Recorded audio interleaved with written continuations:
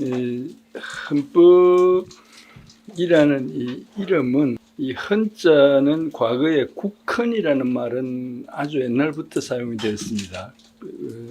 우리 조선실록에도 많이 있고요. 그리고 헌장이라는 말도 많이 있습니다. 그래서 이게 뭐 법헌자라고 돼 있는데, 그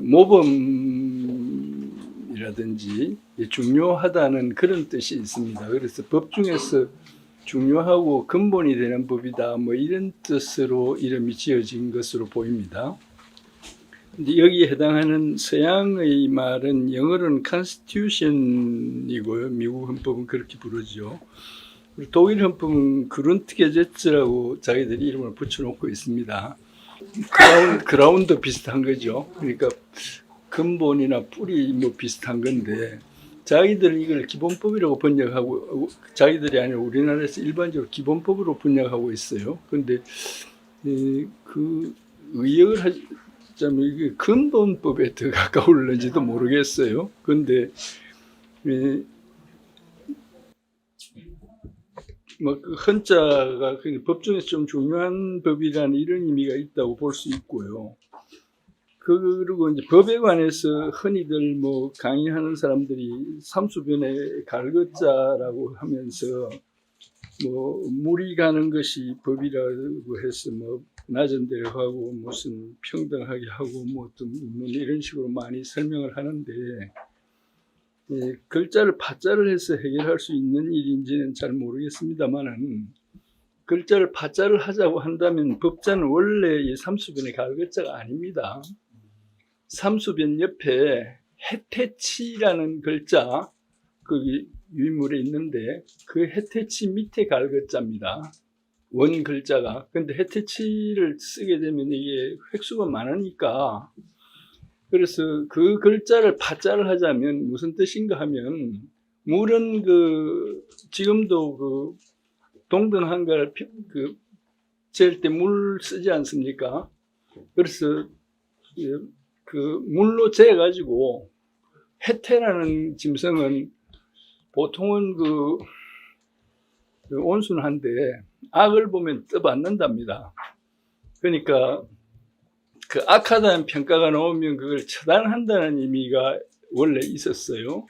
그래서 서양에서는 법의 여신을 보통 천칭을 들고, 한 손을 천칭을 들고 한 손은 칼을 들고 있는데 거의 같은 개념이라고 보입니다. 그래서 법이 뭐 그렇게 부드럽게 가고 뭐 순하게 가고 한다는 것은 억지 파자입니다. 근데 법은 그 중에서 옳은가 그른가에 관련된 규범인데, 법이 다른, 예를 들면 옳은가 그른가에 관해서는 도덕이라든지 종교라든지 무슨 여러 가지 여러 기준이 있습니다. 그러나 법은 공동체가 권력으로서 강제한다고 하는, 집행을 강제한다고 하는 것이 다른 규범과 다른 측면입니다. 그래서 정치적으로 조직된 사회가 공권력으로 강제하기로 정한 옳고 그름의 기준이 법입니다. 그런데 그런 것 중에서 헌법은 이제 그 법의 근본적인 것이다. 그런데 근본적이라면 그게 뭘 의미하는 거냐? 이것은 크게 봐서는 세 가지 내용이 들 수 있습니다. 하나는 그 정치적 공동체가 그런 법적 강제를 행사하는 공동체로서 같이 국가 생활을 하기로 하는 일종의 서양식으로 하자면 국가계약에 해당하는 그런 합의가 있을 수 있어요. 국가가 아닌, 내하고 나라가 달라. 너는 네 나라에 가서 살고 나는 내 나라에 산다. 이러면 그게 더 이상 법에 안 되는 거죠. 근데 우리나라의 경우에는 이 나라로 하기로 한 합의가 굉장히 옛날에 단군 시절에 있었는지도 모르겠어요. 그 나라를 하기로 위한 합의를 별도로 많이 뚜렷이 하는. 독일 같은 나라는 그 지역이 최근 비스마르크에서 통합될 때까지 한 번도 한 나라에 있던 적이 없어요. 유럽 전역의 식민지들이었기 때문에 어느 지역에서 모여서 한 국가로 할 것인가는 합의를 하지 않으면 안 되는 거죠. 미국도 건국할 때 그걸 한나라로 할 건지 쪼갤 건지 뭐 이야기가 많았지 않습니까? 그 다음에 한나라로 한다고 할 때 이 나라의 가치의 그 기본 원리, 무엇을 근본 가치로 할 것인가, 가치에 관한 합의가 있습니다. 그리고 그런 것과 연관되어서 국가 권력을 어떻게 구조를 하고 그 권력 행사를 어떻게 할 것인가. 그러니까 헌법이 다루는 것은 크게 그 세 가지를 다루는데, 우리 전 헌법 때는 그 나라를 같이 하기로 한 합의는 별도로 특별히 한 일이 없어요. 그거는 우리가 다 한 나라를 해야 된다고 뭐 몇 사람 아닌 사람도 있겠지만 국민 일반이 그랬고요. 그 가치에 관한 판단이 들어 있는데, 쉽게 말해서 우리 헌법은 자유민주주의와 시장경제의 가치 하에서 그 제헌 헌법이 만들어졌는데, 그 의미를 아는 사람이 많지 않았다고 봐야 됩니다. 그러니까 그리고 이제 권력을 어떻게 규정하고 그걸 어떻게 행사할 건가, 그거는 뭐 많은 사람들이 관심을 가져가지고 지금까지 대부분의 개헌 논의가 그 부분에 대한 개헌 논의였고, 그것도 대체로 그 개헌을 주도하는 세력이 자기들의 이익이나 그 편의에 맞다고 생각되는, 실제로 자기들에게 그게 이익이 됐는지는 또 의문이에요. 그러나 자기들이 그 이익이라고 보이는 쪽으로 개정을 하려고 해온 그런 경향이 많습니다. 그런데 지금 우리가 거론하는 이 헌법은 그 서구의 보자면 그 절대 왕정을 이제 그 물리치고, 그걸 물리치는 과정에서 일종의 시민혁명 비슷한 것이 일어났는데, 그 혁명 주도 세력들이 또 그 어떤 안정이나 국민에 대한 그 평화를 제공하지 못했거든요.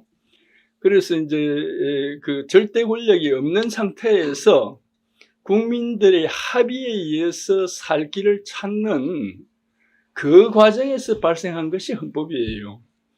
그러니까 그 개념이 없는 헌법은 헌법이 아니에요. 프랑스 인권선언의 표현에 의하면 권리 보장이 확립되지 않고 권력이 분립되지 않은 사회는 헌법을 가진 것이 아니다 라고 그 당시 말로 표현을 했는데, 그러니까 그 헌법은 그런 사회를 위해서 헌법이 필요하고, 그런 사회가 아니면 헌법이 아닌 거예요.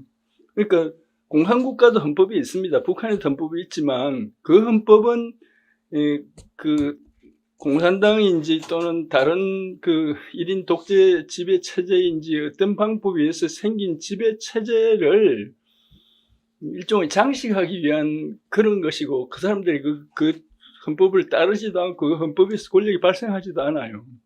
그것은 프랑스 혁명 인권선언의 표현에 하면 그건 헌법이 아니에요. 그 이름이 헌법이죠. 붕어빵에 붕어가 없듯이 헌법에 헌법이 없는 겁니다. 근데 그래서 헌법에는 이 기본적으로 그 국가 이전의 천부 인권적인 인권이 있다고 하는 생각, 그리고 그 천부 인권을 보호하기 위해서 권력을 만들고, 그렇게 하다 보니까 권력이 남용되지 않도록 권력을 적정하게 그 상호 견제가 되도록 조정을 해야 된다는 거, 그리고 그것만으로 되는 게 아니고 사람의 뜻에 의해서가 아니고 국민 일반이 합의한 법의 원리에 의해서, 그 법에 의해서 통치를 한다. 그러니까 그 기본권 보장, 권력 분립, 법치주의 이런 것은 본원적 헌법의 본질적 속성이에요. 이것이 어느 하나라도 없으면 헌법이 아니에요. 그것은 깡패 조직의 내부 그 권력 행사에 관한 자기 나름의 독백이지, 그건 아무것도 아니에요. 이런 입장에서 특히 이제 과거와는 달리, 옛날에는 이제 한 100년 전만 해도 농경사회가 중심이었지 않습니까? 국민의 뭐 80% 이상, 90% 이상이 농민이었기 때문에 가치가 예를 들면 비가 오면 여름철에 뭐 어떤 때는 비가 와야 되고 어떤 때는 해가 나야 되고 이게 그 농사에 의하면 확실하지 않습니까? 근데 지금은 그 해가 쨍쨍 내리쬐면 골프장은 좋겠지만 또 뭐 우산 장소는 곤란하지 않겠어요?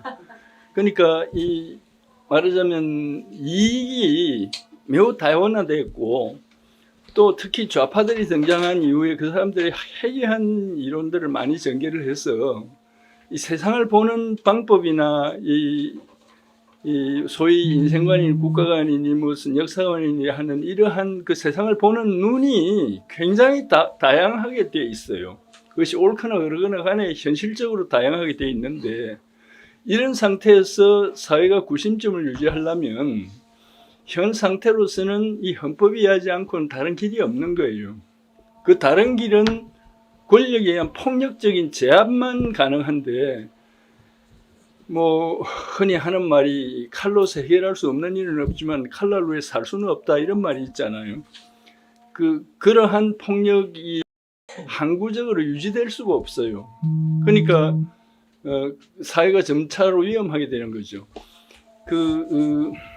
현대 법치주의에 대해서 많은 문제가 있는데 법률이 바보 같은 점도 많고 그럼에도 불구하고 이 재정법이 만들어져서 법치주의가 시행된 이후의 인류의 발전이 그 전보다도 월등히 기하급수적으로 빨라요. 왜 그러느냐?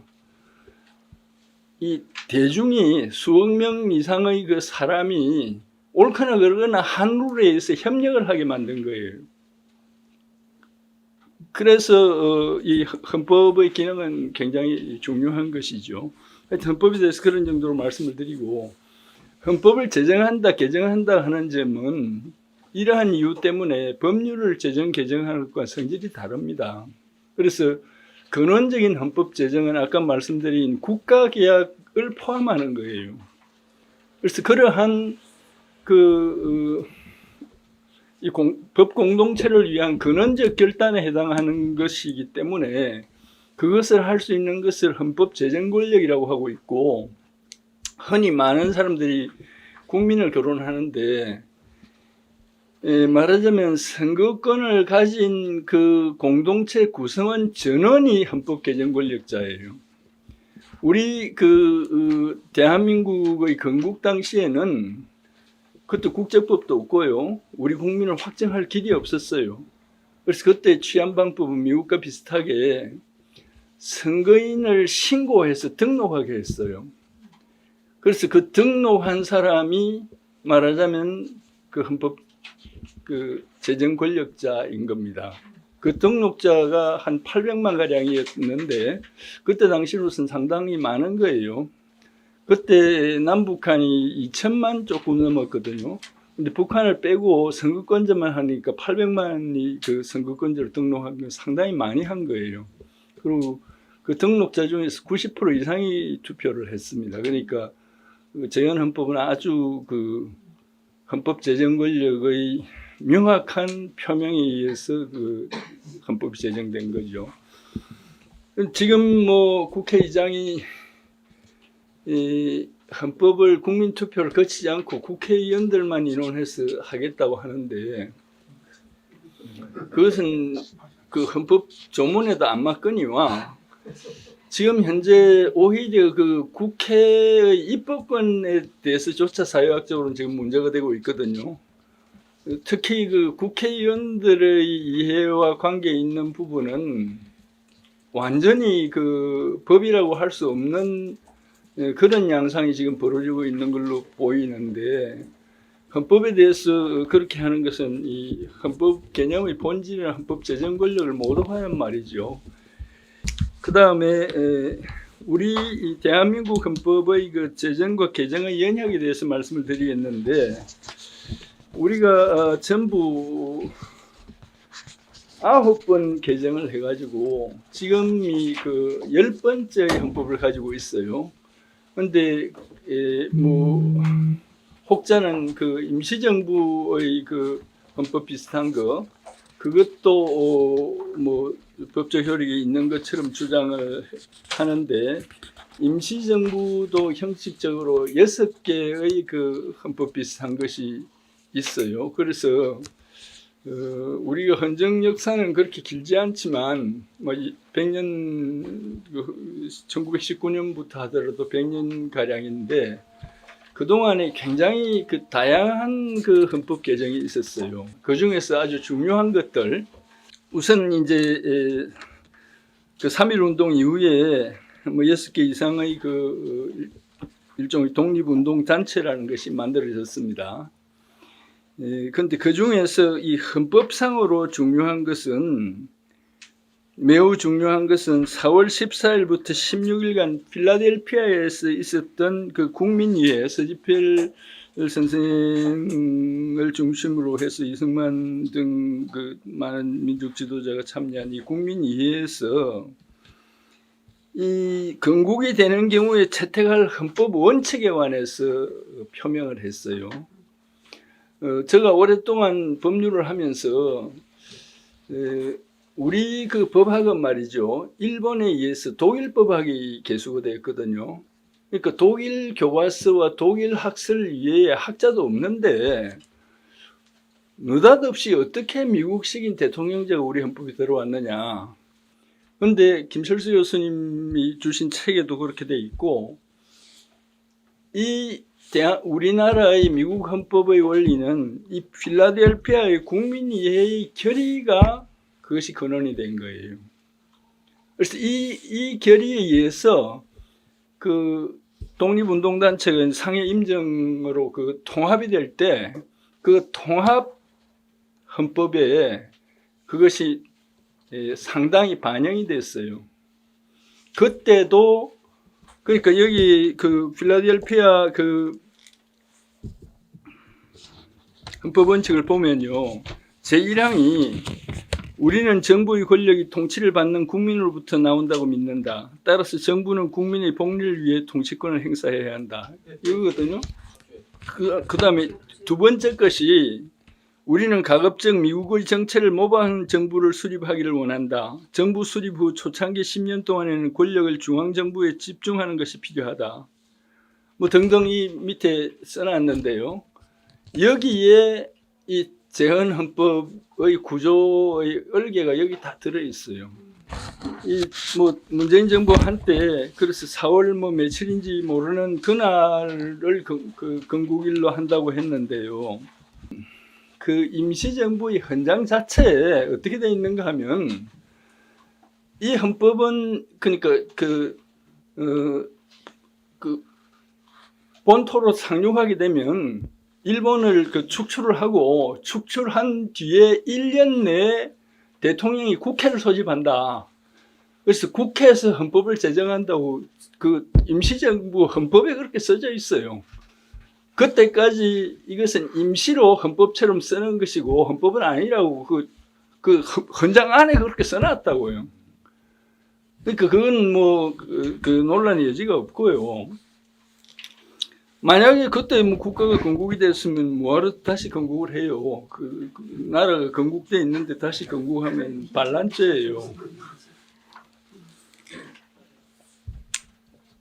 그 다음에 건국헌법 제정 문제, 이 45년 12월 16일 날 미국, 영국, 소련이 외상, 이 3상이라고 하는데 이 사람들이 2차 대전 전후 문제 논의를 위해서 모스크바에서 모였는데 거기서 12월 27일 날 한국 문제에 관해서 간단히 이야기해서 신탁 통치를 하겠다라고 하는 의결을 했어요.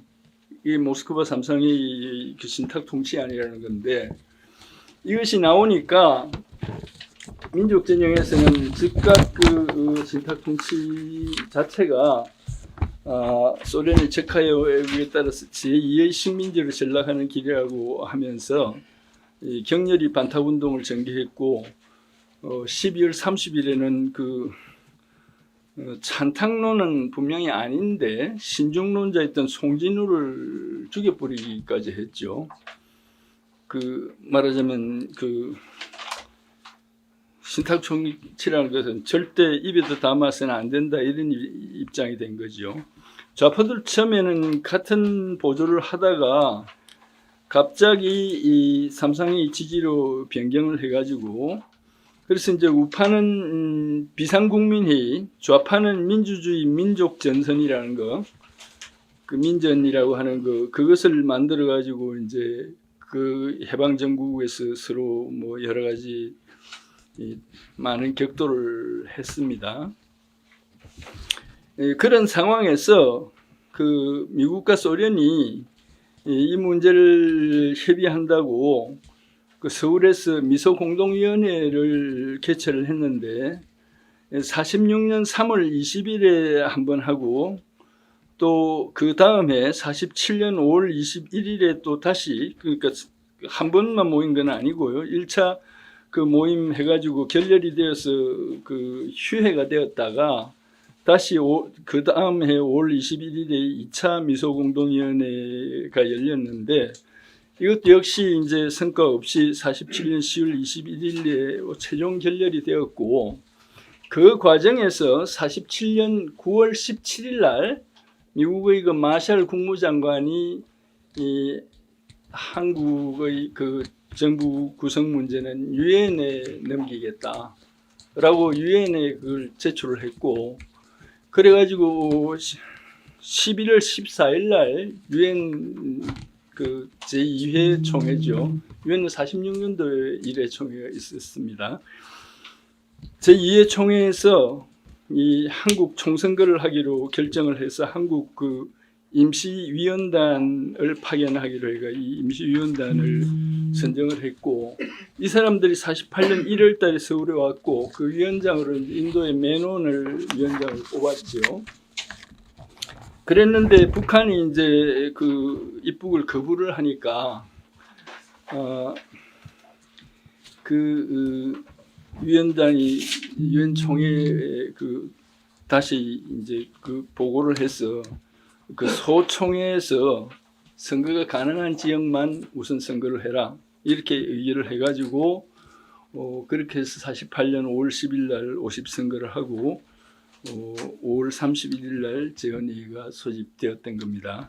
그 과정에서 사산폭동으로 제주도는 선거를 못 해가지고 원래 200명을 뽑기로 돼 있었는데 제주도 두 사람을 못 뽑아서 198명으로 돼 있습니다. 그런데 그 재헌위원들의 출신지가 제주도인 분들도 있어가지고 그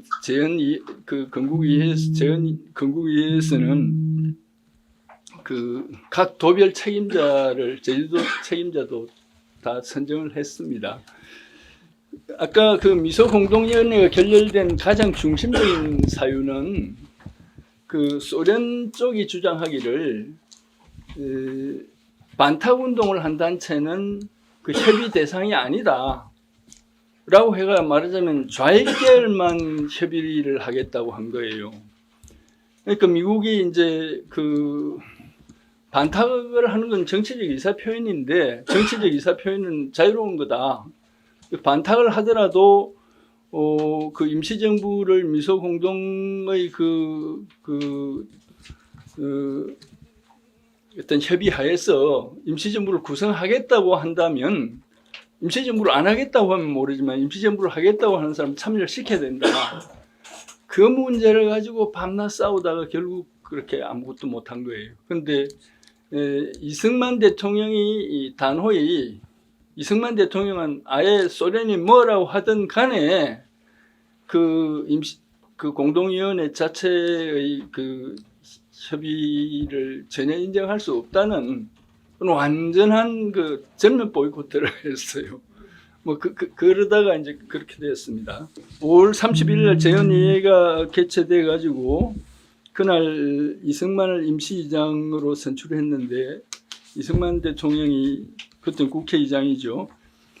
최연장자였기 때문에 임시의장이 됐어요. 그래서 이제 임시의장으로서 이제 의사를 진행을 했는데 예고되지 아니한 그 이윤영 의원에게 개원 기도를 해가지고 그 기독교식인 개원 기도를 이윤영 의원 즉석에서 했어요.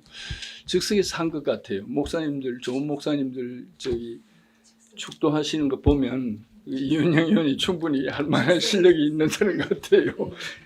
그리고 그 자리에서 국회법에 해당하는 국회 운영 규칙을 제정을 했습니다. 그 운영 규칙에 의해서 본인이 이제 임시의장으로서 그날 한 것이 국회의장을 선출했어요. 그래서 본인이 의장으로 선출되었고요. 헌법안은 이 3독회까지 거쳤는데 3독회 독회 이 회의록이 국회 회의록에 다 있거든요. 그거는 거의 본인이 말한 그대로 되어 있는 걸로 보입니다. 근데 그 중에 하나 인용할 것은 이승만 대통령이 처음에 전의에서 된 대통령 선출방법 국회에서 선거하는 것이었어요. 근데 그렇게 했다가 국회에서 다시 재선이 불가능해지니까 국민 투표로 직선을 하기로 했다고 그렇게 말하는 분이 계신 것 같은데 그 회의록에 보면 그렇지 않아요. 어떻게 돼 있는가 하면 조봉암 씨 등 여러 사람이 그 사람들은 원래 내각제 비슷한 걸 계획을 했어요. 그런데 강력한 권한을 가진 대통령을 뽑게 되니까 이런 강력한 사람을 국회에서 뽑는 게 맞지 않다. 그러니까 이것은 대통령 선출은 국민 직선으로 해야 된다고 여러 사람이 아주 집요하게 요구를 했어요. 그런데 그것이 받아들이지 않은 이유가 위험성이라는 말이 여러 번 나오고 돈 문제도 거론되고 있어요. 달리 말하면 4.3 사태가 나 있는 상태에서 내가 마음대로 해석을 하자면 대통령 선거를 하다가는 후보가 암살될 수도 있고 또 그걸 빌미로 해서 폭동이 일어날 수도 있고 굉장히 복잡한 데다가 지금 일정이 바쁜데 그걸 하려면 여러 달이 걸리는데 그렇게 경비도 없고 시일을 그렇게 지체할 수가 없다. 그러니까 그러니까 초대 대통령은 일단 국회에서 뽑는 게 맞다. 그렇게 해가지고 나중에 그 반대론자들도 다 입장을 고쳐가지고 그 찬성을 다 해서 가결이 됐어요. 그 회의록에 다 써져 있습니다. 누가 뭐라고 발언했는지. 그러니까 대통령이 직선제를 갑자기 들고 나온 게 아니에요. 건국 헌법의 특징은 정부는 정부통령과 대통령, 국무총리, 국무위원으로 조직되는 국무원을 두는 이런 이원적 체제, 정부통령 체제는 대통령제입니다. 그런데 국무총리가 특히 들어있는 국무원을 두는 것은 이건 내각제의 개념인데 그런 것이었고 국회는 단원제고요. 그 다음에 법원과 헌법위원회 탄핵심판소를 두었고 정부 통령은 국회에서 간선하고 지방자치제도를 채택하는데 근데 부처에 의해서 통일이 될 때까지는 지방자치단체 유보하는 걸로 되어 있었고 그다음에 경제에 관해서는 시장경제를 원칙으로 하지만 농지개혁 등 정부 규제 범위를 비교적 넓게 규정하는 그런 헌법이었습니다. 개정은 대통령이나 국회 제적위원 3분의 1 이상의 제안과 국회 제적 3분의 2 찬성으로 의결하도록 그렇게 돼 있었습니다. 그 다음에 52년 7월 7일 날 이제 1차 개정이 되었는데 이 1차 개정에서 정부는 이제 국회 양원제를 제안을 하고 또 정부통령 직선제를 제안을 했어요. 거기에 대해서 야당은 이 내각 책임제로 바꾸자고 했었는데 야당도 그 개헌안을 냈었어요. 그런데 이 내각 책임제 중에서 국무원 불신임제도 말하자면 그 내각 불신임 결의권을 받아들이고 그 정부에서 추진한 양원제와 정부통령 직선제를 받아들이고 해서 그것뿐만 아니고 전부 21개 조항인데 이걸 거의 양쪽 안을 합해서 개헌을 했다고 해서 발췌 개헌이라고 합니다. 말하자면 대통령 직선이 그 당시로서는 이제 실질적으로 영향이 있는 그 일이었습니다만 그 다음에 2차 개정이 54년 11월 29일인데요. 뭐 여러 가지 전부 24개조가 있는데 국가 안위에 대한 중대상에 대한 국민투표제가 새로 설치가 되었고요. 참여 선거를 2년마다 하는 것을 3년마다 2분의 1씩 하는 걸로 바꾸었고요. 그 다음에 뭐 국회 그 개원 시기를 전에는 12월 20일 날 개원하는 걸로 되어 있었는데 매년 1회로 바꾼다든지 여러 가지 또 그 대법관 검찰총장 등에 대해서 참여위원회 인준제도도 이때 들어왔습니다. 그 다음에 중요한 것이 국무총리제를 폐지했습니다. 이때요. 그러니까 대통령제에 좀 더 가까이 가는 거죠. 그리고 국무원 불신 제도를 국무위원 개개인에 대한 불신임 제도로 변경했어요. 그러니까 국무원 불신임 제도를 하면 총리 이하 내각이 전부 사퇴해야 되는 거죠. 그 다음에 헌법 개정안 발의권자의 선거권자 50만 명을 추가를 했습니다. 그리고 부칙에서 이 초대 대통령에 대해서는 그 1차 중임 제한을 적용하지 않는다라고 하는 걸 넣었는데 투표가 203명 중에 135명이 찬성해서 한번 부결 선언을 했다가 이 3분의 2는 135.33인데 0.33이라는 사람은 없기 때문에 135명의 찬성이 있으면 찬성된 거다 라고 해가지고 가결 선언을 했어요. 그래서 이것 때문에 또 많이 구속이 되었습니다. 그런 상태로 이제 그 4.2까지 갔는데 60년도의 선거는 그 세를 세보면 아시죠? 그러니까 대통령이 52년, 56년, 60년 이렇게 선거했거든요. 그러니까 그 해는 정부 통령 선거만 있는 해예요. 국회의원 선거는 없고. 그런데 정 대통령의 후보가 조병옥 선생 한 사람이었거든요. 그런데 그분이 선거 도중에 별세를 하셨기 때문에 이승만 대통령 무투표 당선이에요. 그래서 이승만 대통령은 부정선거를 할 이유도 없거니와 충분히 당선이 될 만한 국민의 지지가 있었어요. 얼마나 있었는가 하면 하야를 하고 그 하와이로 출국할 때까지도 국민들이 다 나와서 울고 그렇게 했거든요. 그러니까 이승만 대통령이 부정선거의 원흉이라는 것은 완전히 거짓말이에요. 문제는 56년도 선거에서 아마 그때도 이기붕 씨가 아마 후보였던 것 같은데 장면 선생한테 떨어졌어요. 그러니까 야당이 부통령이 된 거예요. 그래가지고 다시 선거를 하니까 장면 선생이 이길 거 아닙니까? 그러니까 이기붕 씨가 좀 이상한 짓을 한 것 같아요. 그래가지고 억지로 이긴 것처럼 만들었는데 부정선거의 원흉은 이기붕이고요. 그러니까 아들이 아버지를 쏘아주겠잖아요.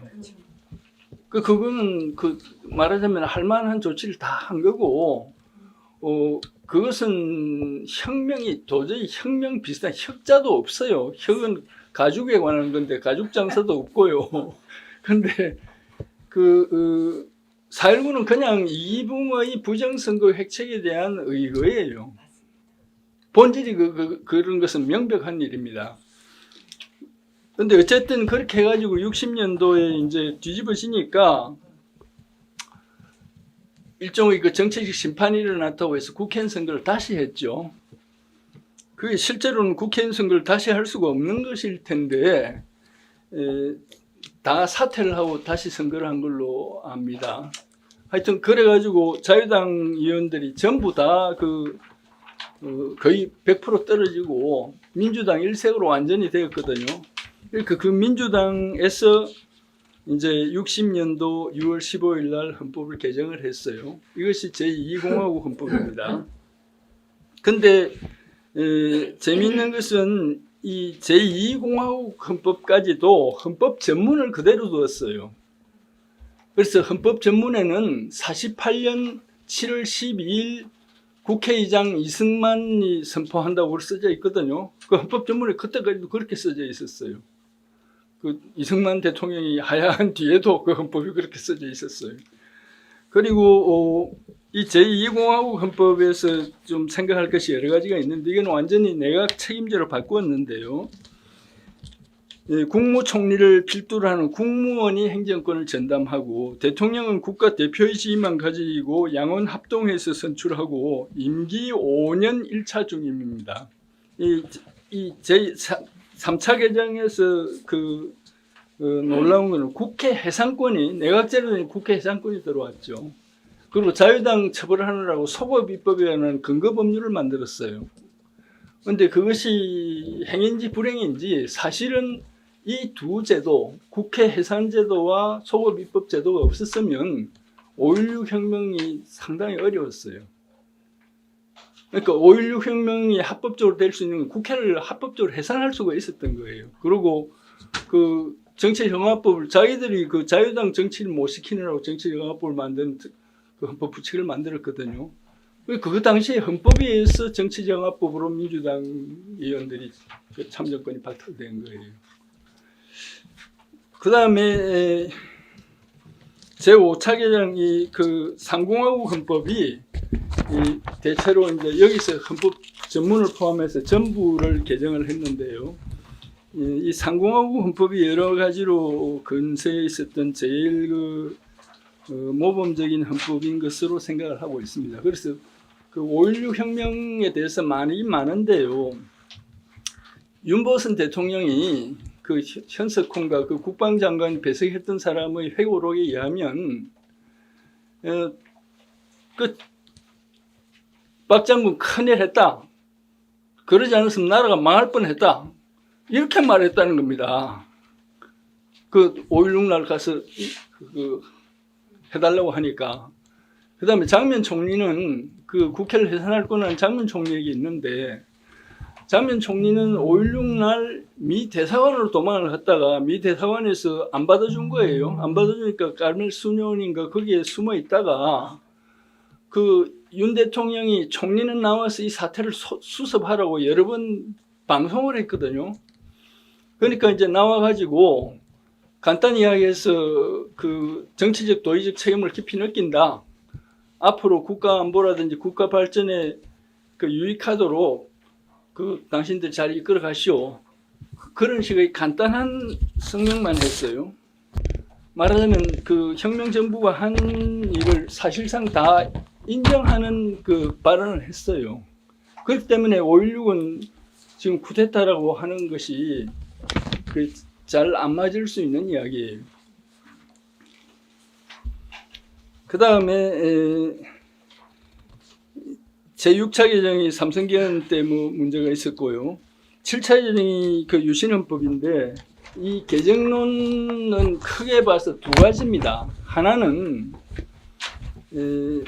현행 헌법에 대한 공격이 말이죠. 이 90년도 초반부터 이미 좌파 진영에서 공개적으로 나왔어요. 요지인즉 자유민주주의는 이것이 기득권 보호 절차이기 때문에 이 헌법은 더 이상 효력이 없다. 그래서 사회주의 헌법으로 고쳐야 된다. 라고 하는 것이 공공연히 학술 논문에 지금 나와 있는, 여기도 인용을 해놨습니다. 많은 학술 논문이 그렇게 나왔어요. 좌파들이 숨어서 한 게 아니고 이때부터는 양동원 교수님이 저번에 보았듯이 우리가 법정에서 bel갱이 아니라고 얼마나 거짓말을 했느냐. 이제 앞으로는 더 그런 거짓말 할 필요 없다. 이렇게 자기들 선언문에 썼잖아요. 그래서 이 근자의 헌법 개정론이 한 가닥은 이 자유민주주의 헌법 체제를 사회주의로 바꾸자는 것이 하나의 개정의 경향입니다. 다른 한 경향은 이 헌법이 이 유신헌법을 직선제로 고치는 정도로 급히 날조된 것이어서 충분히 민주화가 안 돼 있고 합리성도 좀 모자란다. 그러니까 지금 발전된 사회에 맞게 효율적인 헌법을 만들어야 되겠다. 이런 종류 이야기도 있어요. 그런데 그 이상주의적인 입장의 무슨 개선론이 불가능한 것은 아니고요. 그럴 소지는 있지만 그것은 처음부터 말씀을 드렸습니다마는 국민이 그 헌법 정신에 부합하는 위치에 서서 거론할 때 문제가 되는 겁니다.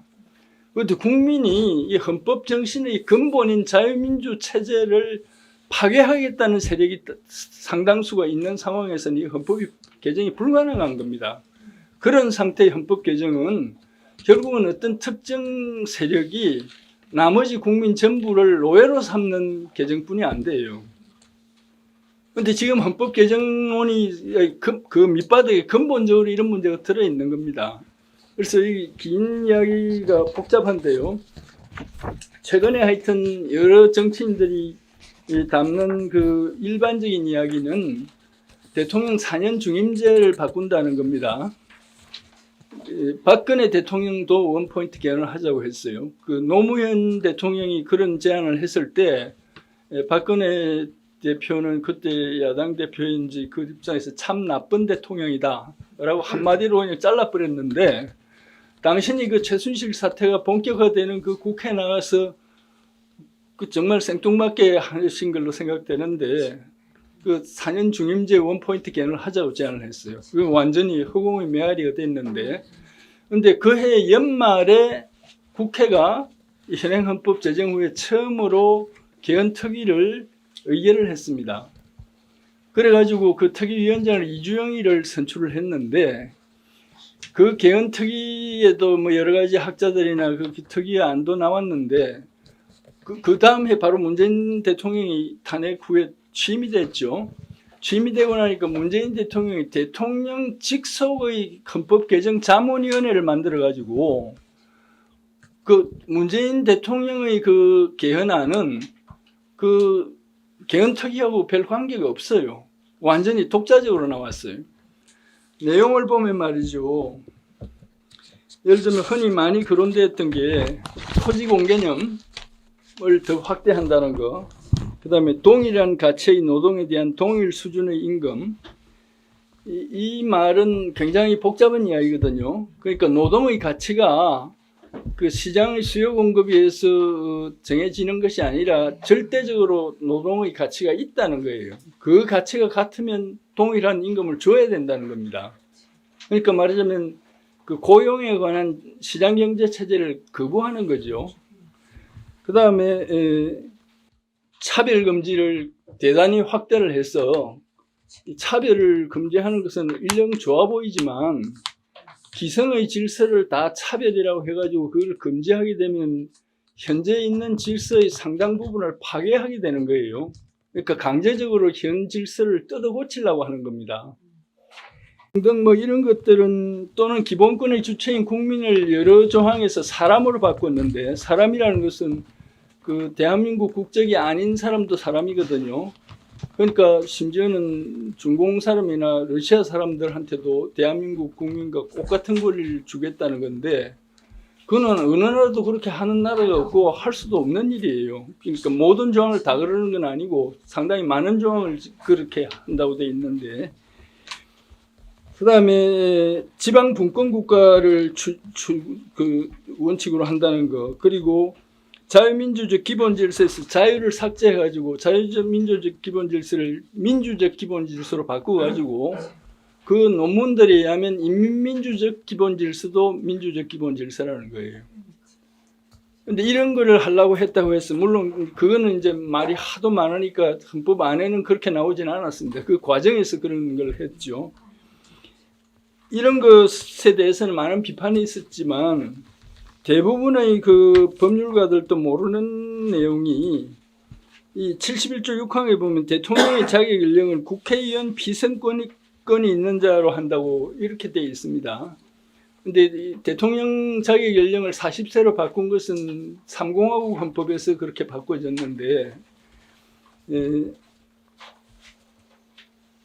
박정희 대통령의 관계에 있는 것은 다 하여튼 없애려고 하는 건지 뭔지 모르겠는데, 그런데 국회의원 비선거권이 현행법에 의하면 18세입니다.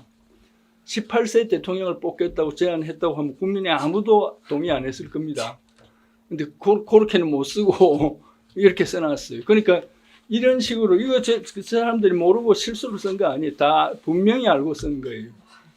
그러니까 이건 하나의 예로 말씀드리는 겁니다. 이런 식으로 엉망인 것을 했는데, 지금도 헌법을 개정하게 되면 이런 꼴이 안 난다는 보장이 없습니다. 이 중에서 앞으로 개헌을 한다고 할 때에 우선 국가 발전을 원하고 헌법 정신에 충실한 그런 정상적인 국민들의 일반적 합의를 기초로 헌법 개정은 논의되어야 합니다. 국회의원들은 당신들이 그런 논의를 할 적격자고, 우리같이 초야에 있는 사람들은 그거는 무슨 독백에 불과하다 이렇게 보는지 모르겠는데, 지금 다수의 의견들이 국회가 국민의 일반적 의사에서 많이 이탈된 걸로 보고 있거든요. 그런 국회가 나라의 운명을 좌우할 수 있는 헌법 개정을 독자적으로 처리하겠다. 실정법에 있는 국민투표까지 생략해가면서 처리하겠다. 구체적으로는 국민투표법을 국회가 무슨 일인지 하여튼 지금 개정을 안 하고 있습니다. 근데 그 조문 중에 일부가 지금 위헌 결정이 나 있거든요. 그러니까 현재 상태로는 그 국민투표법을 개정하지 않으면 헌법 개정은 진행될 수가 없어요. 그런데 국민투표법을 왜 개정하지 않는지 나는 의문스러운데요. 국민투표법을 개정해 놓으면 대통령이 중요 사항에 대해서 국민투표를 붙이는 것이 가능해지니까 그것을 두려워해서 안 하는지, 무엇 때문에 안 하는지 모르겠어요. 개헌을 하자면서 국민투표법은 개정을 안 하고 뚱딴지같이 국민투표 없이 국회의 의결로 개헌을 하겠다. 좀 이상한 말이죠. 그 다음에 이 국민의 일반적 합의 없는 정파적 개헌은 이것은 결국 입헌주의 파괴를 초래하는 겁니다. 개헌을 정상적으로 할 때 여러 가지 논할 것이 있는데, 첫 번째로는 자유민주적 기본 질서를 강화하는 개정이 기묘합니다. 우리나라가 여러 나라 법을 이리저리 베끼기는 했는데 피상적으로 베껴가지고 결국은 제대로 작동을 못하게 되어 있어요. 그러니까 이 자유민주적 기본 질서를 수호해야 된다는 것은 지금 좌파들을 제외하고는 국민의 일반적 합의라고 보이는데, 그걸 수호해야 된다면 실제로 수호가 될 만한 조치를 해야 합니다. 여러 번 말씀드렸습니다만 독일 헌법은 이 자유민주적 기본 질서를 침해하는 정치 세력에 대해서는 공민권을 박탈하고 그다음 맞으면 기본권을 보장하지 않습니다. 그리고 여러 가지 필요한 경우에는 군사력을 동원해서 제압할 수도 있게 돼 있어요. 6가지 걸쳐서 아주 강력한 보호 조치가 있는데 그에 해당하는 보호 조치가 있어야 합니다. 그 다음에 권력 구조 문제에서 지금 내각제 대통령제를 거론을 하는데, 내각제가 되려면 국회의원이 개개인이 국사를 맡겨도 될 만큼 양식이 있는 사람이어야 됩니다. 근데 지금 현재 국회의원들의 이름을 나는 하여튼 90%를 몰라요. 내가 무식해서 그런지 모르겠는데 아는 사람이 국회의원 이름을 100명 이상 아는 사람이 있는지 난 모르겠어요. 그러니까 그 정당만 아는 국회의원들이 앉아가지고 그 사람들이 국사를 전담하겠다. 그건 굉장히 곤란한 이야기죠. 대통령도 뭐 우리가 일일이 아는 것이 아니고 지지를 했건 반대를 했건 간 대통령이 우리 결재를 받아서 일을 하지도 않지만, 어쨌든 대통령에 대해서는 국민들이 이름도 알고 좀 나름을 판단을 해서 대통령을 뽑은 거 아닙니까? 근데 지금 현재의 국회의원은 결국 집권당이 자기들 마음대로 임명한 것에 가까운데 그런 사람들이 국사를 전담한다는 것은 좀 문제라고 보여요. 그리고 많은 헌법학자들이 지금 제왕적 대통령제라고 하는데 장관조차 임명 못하는 제왕이 어디 있느냐. 지금 대통령의 권한은 너무 약하다. 이렇게 이야기합니다. 그래서 지금 현재 드러나고 있는 아주 현저한 사실은 국회가 완전히 궤도를 이탈해서 자의적이고 무도한 짓을 한다는 점이에요. 그래서 이것을 개정을 고치려면 국회의원들이 절대로 그걸 고쳐줄 리가 없지만 우선 국회의원의 범법 행위에 대해서는 면책특권을 그것을 박탈해야 됩니다. 세계적 추세입니다. 영국도 그렇고요. 그 다음에 단지 이제 이견이 있을 수 있는 정치적 주장에 관해서 그것을 처벌을 해서 정치적으로 탄압을 하는 건 곤란해요. 그러니까 국회의원으로서의 본질적 활동을 위한 어떤 그 직권상의 그 어떤 보호는 있어야 하지만 그것과 아무 상관이 없는 그 뇌물을 받는다든지 성범죄를 한다든지 그 자기 직무와 아무 상관이 없는 그런 범죄에 관해서 대통령도 보호받지 못할 일을 보호를 해줘야 될 이유가 어디 있습니까? 대체로 미국은 말이죠. 그러니까 국회를 해산할 수 없는 제도는 미국에 있습니다. 다른 나라는 전부 다 국회를 해산할 수 있습니다. 해산을 마음대로 하는 게 아니고 국민의 진위가 뭔지 나 궁금하다. 국민이 다시 그렇다고 뽑으면 내가 물러나마. 그러니까 국민한테 물어보자. 라는 게 국회 해산입니다. 국회를 해산하고 마음대로 하는 게 아니에요. 국회 해산하면 대부분 30일 이내에 총선거를 해야 합니다. 그러니까 자의적인 해산을 하면 역풍을 맞죠. 국회가 그러니까 이제 해산권이 있으니까 국회가 마음대로 못 하는 거예요. 그런데 국회 해산을 미국이 왜 안 하느냐? 미국은 상원이 3분의 1을 2년마다 계속 선거를 해요. 하원은 임기가 2년뿐이 안 됩니다. 그러니까 우리도 양원제를 해서 하원의 임기를 2년으로 하든지 아니면 하원에 대한 대통령의 국회 해산권이 있어야 합니다. 헌법학자들 김철수 교수도 다 그렇게 논문을 쓰고 있고요.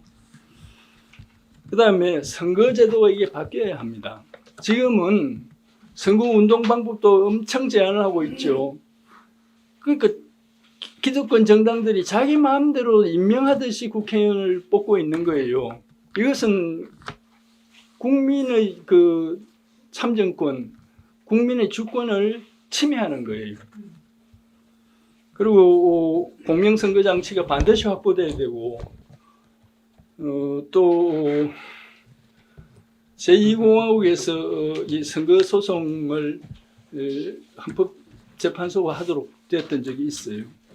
지금 상태로는 법원이 선거관리에 참여한다면 최소한 선거소송에 대한 최종 결정은 헌법재판소가 하든지 말하자면 자기 행위를 자기가 재판한다는 건 안 맞거든요.